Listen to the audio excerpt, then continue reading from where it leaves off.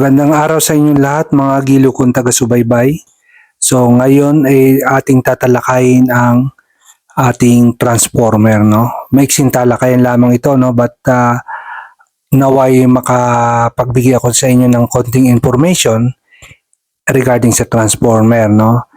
In case halimbawa is nabura yung level niya, anong ating gagawin? Paano natin ma-identify ang primary at secondary, okay?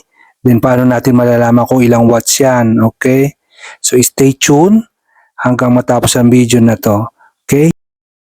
So ang ating transformer is ginagamit natin to is to convert, okay, alternating current into any voltage, okay?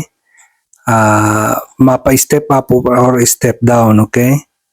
So meron itong primary at secondary winding, no? So, yung primary, yan yung input natin, then secondary is the output, okay?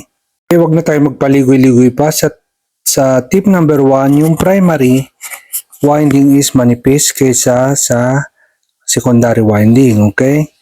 Then, tip number 2, yung primary resistance reading winding ng primary is mas mataas kaysa sa secondary, okay? So, mas maraming turn ang primary kaysa sa secondary. Habang nagninipis yung wire natin is dumadami yung turn. Okay? So, yung reading yan hindi yan fixed. Depende yan sa laki ng transformer. Okay? Secondary tayo. Ayan. Okay? Chinek natin lahat. Yung common tayo sa 0. No? Then, naka-multitap siya. So, ayan yung mga reading niya. Mababa. Okay?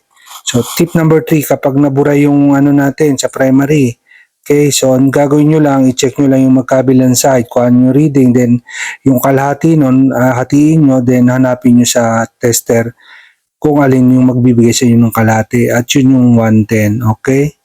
So, ganun lang ang pagre-read ng ating transformer, no? So, thank you for watching.